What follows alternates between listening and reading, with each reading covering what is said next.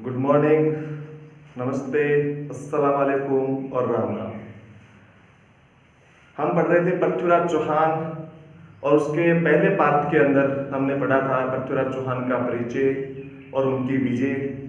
और अब हम बात करते हैं जो संयोगिता थी कन्नौज के शासक जयचंद की पुत्री, उनके कहानी की बात करते हैं। हमारे सिलेबस में दिया हुआ है संयोगिता की कहानी, तो उसका हम जिक्र करते हैं कि संयोगिता की कहानी का। तो देखिए संयोगिता जो है वो यहाँ दिल्ली और यहाँ था कन्नौज। तो संयोगिता कन्नौज के शासक जयचंद की पुत्री थी। संयोगिता जो है वो कन्नौज के शासक जयचंद की पुत्री थी और इनका वंश था गढ़वाल वंश। और यहां बात करें पृथ्वीराज चौहान की, जो अजमेर के शासक थे, उनके कुछ पहले की बात करते हैं, शासक बनने से पहले की।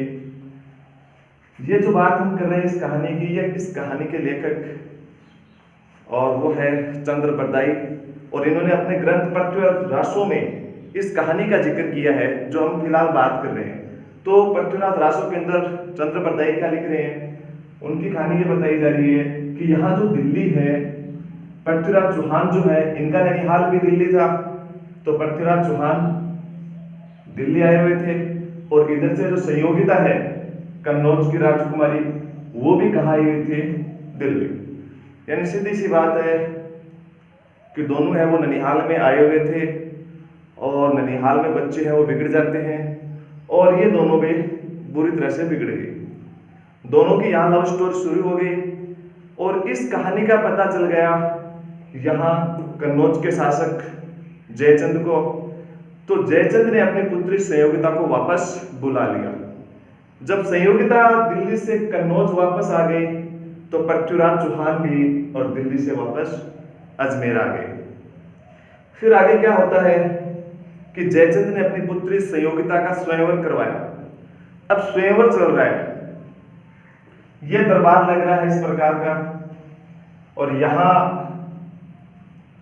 जयचंद है वो अपने सिंहासन पर विराजमान है और उन्होंने आसपास के सभी जो राज्य हैं, सभी राज्य के राजकुमार हैं, राजा है, उनको सूचना भिजा दी कि मेरी पुत्री का स्वयंवर है, तो आप सभी आइए। तो आसपास के सभी शासक हैं वो इस स्वयंवर में आए हुए थे और यहाँ ये जो उम्मीदवार हैं जो संयोगिता के स्वयंवर में आए हुए हैं वो बैठे हुए हैं और यहाँ ये संयोगिता है। और स्वयंवर में क्या होता है कि लड़की जो है वो अपनी इच्छा से और वर के जो लड़का होता है या राजा होता है उसके गले में माला डाल के अपनी इच्छा से उसे पसंद करती है और उसके साथ शादी करती है। जयचंद ने सभी आसपास के शासकों को बुलाया लेकिन पृथ्वीराज चौहान को इसमें आमंत्रित नहीं किया। तो पृथ्वीराज ने इसे अपना अपमान समझा।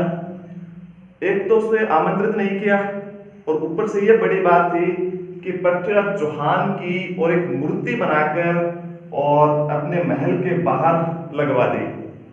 जहां जो द्वारपाल खड़े होते हैं वहां पृथ्वीराज चौहान की मूर्ति लगवा दी। यानी जयचंद इसमें यह कहना चाहता है कि मेरे सामने पृथ्वीराज चौहान की जो औकात है वो मेरे द्वारपाल के समान है। पृथ्वीराज चौहान का और भी ज्यादा अपमान कर दिया। अब स्वयंवर शुरू होता है।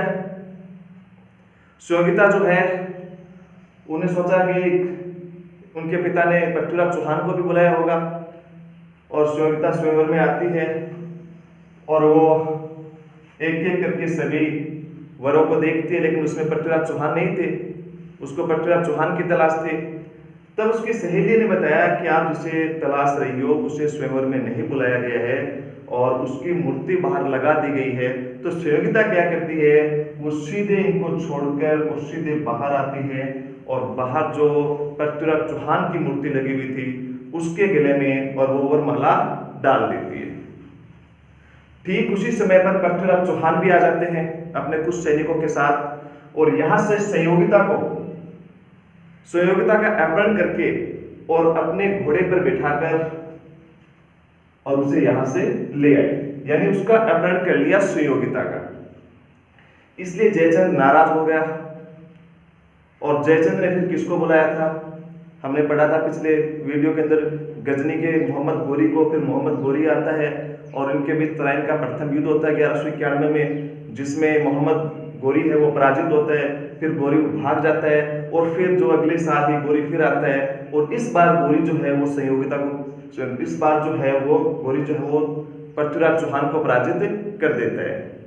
तो ये संयोगिता की कहानी थी जिसमें पृथ्वीराज चौहान है वो अपहरण कर लेते हैं और उसके बाद कन्नौज का शासक जयचंद और अपनी शत्रुता के लिए और पृथ्वीराज चौहान को दंडित करने के लिए गोरी को आमंत्रित करता है और लास्ट में 1192 ईस्वी में और गोरी ने पृथ्वीराज चौहान को पराजित कर दिया था। तो ये थी संयोगिता और पृथ्वीराज चौहान की प्रेम कहानी। अब जो अगला जो टॉपिक है पृथ्वीराज चौहान के अंदर ही एक प्रश्न ये बनता है कि तराइन के द्वितीय युद्ध में पृथ्वीराज चौहान की असफलता के क्या कारण थे। प्रश्न ये है कि तराइन के द्वितीय युद्ध में पृथ्वीराज चौहान की असफलता के क्या कारण थे, यानी क्यों असफल रहा पृथ्वीराज चौहान। यह प्रश्न 2 बार पूछा गया है, पृथ्वीराज चौहान की असफलता के कारण पर। यह प्रश्न 2 बार आया हुआ है, एक बार पूछा गया है 2018 में 2 नंबर और एक बार पूछा गया है 2020 में 4 नंबर का। 2 बार बोर्ड एग्जाम में प्रश्न पूछा गया है। तो देखिए इनके कुछ पॉइंटों की बात करते हैं कि क्यों असफल रहा है। असफल ये रहा है, इसके पीछे कारण क्या है कि पृथ्वीराज में दूरदर्शिता व कूटनीति का अभाव था। पहला पॉइंट क्या बनेगा कि पृथ्वीराज चौहान में दूरदर्शिता व कूटनीति का अभाव था। जब तराइन के द्वितीय युद्ध में गोरी ने और पृथ्वीराज चौहान को संधि का झांसा दिया था, तो वहां पृथ्वीराज चौहान है वो उसकी इस चाल को समझ नहीं पाया था कि आगे क्या होने वाला है, यानी उसमें इतनी प्लानिंग नहीं थी कि गोरी है वो उसके साथ गेम खेल रहा है। तो इसमें दूरदर्शिता व कूटनीति का अभाव था जिसकी वजह से पृथ्वीराज वो असफल रहा है। दूसरे पॉइंट की ओर बढ़ते हैं कि क्यों असफल रहा है। दूसरा जो पॉइंट है इनका वो ये है कि पृथ्वीराज ने अपने पड़ोसी जो राज्य है, जैसे हमने पढ़ा था यहाँ गुजरात था, यहाँ महोबा था, ये कन्नौज है, तो इन पड़ोसी राज्यों के साथ सभी के साथ शत्रुता कर ली थी। जब गोरी ने आक्रमण किया तो किसी भी राज्य ने पृथ्वीराज चौहान की कोई सहायता नहीं की। यह भी पृथ्वीराज चौहान की हार का एक कारण है। कारण क्या है कि पृथ्वीराज चौहान की राजपूत शासकों द्वारा सहायता नहीं करना। क्यों नहीं की? क्योंकि पृथ्वीराज ने सभी के साथ शत्रुता कर ली थी। तो एक पॉइंट ही हो गया। अगला जो पॉइंट है वो हम पढ़ रहे हैं वो ये है कि जब तराइन का प्रथम युद्ध हुआ उसमें हमने पढ़ा था कि तराइन के प्रथम युद्ध में गोरी हार गया और उसकी सेना भाग खड़ी हुई।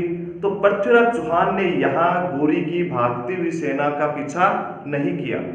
यहाँ पृथ्वीराज चौहान को क्या करना चाहिए था कि भागती हुई सेना का पीछा करना चाहिए था, लेकिन यहाँ पृथ्वीराज चौहान है वो गोरी की भागती हुई सेना का पीछा नहीं करते हैं, इसलिए उसके सैनिक है वो कुछ सैनिक है वो यहाँ से भाग जाते हैं। अगला जो पॉइंट है वो ये है कि जब गोरी ने और 1178 ईस्वी में मोहम्मद गोरी ने 1178 ईस्वी में और गुजरात के शासक पहले पढ़ चुके हैं भीमदेव द्वितीय, इस पर आक्रमण किया था। मोहम्मद गोरी ने गुजरात के शासक भीमदेव द्वितीय पर आक्रमण किया था 1178 ईस्वी में।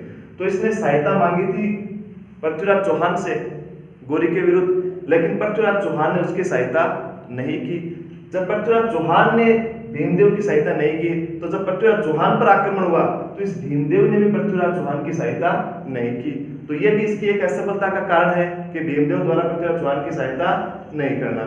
एक जो बड़ा रीजन है वो ये है कि संयोगिता से विवाह के बाद, अब इन्होंने पढ़ा कि वो अपहरण करके विवाह करता है, तो संयोगिता से विवाह के बाद जो है पृथ्वीराज चौहान है वो अपने राजकार्य अपने शासन कार्य छोड़ देता है, उसकी ओर कोई ध्यान नहीं देता है और वो अपना पूरा ध्यान जो है वो संयोगिता की तरफ लगा देता है, राजकार्य को बिल्कुल छोड़ देता है। इसलिए जो पृथ्वीराज चौहान है वो इस युद्ध में अच्छी योजना नहीं बना पाता है। तो ये पृथ्वीराज चौहान की असफलता के कारण हो गए। एक महत्वपूर्ण प्रश्न है और 2 बार ये आया हुआ है। तो ये हो गया पृथ्वीराज चौहान। धन्यवाद। जय हिंद, जय भारत।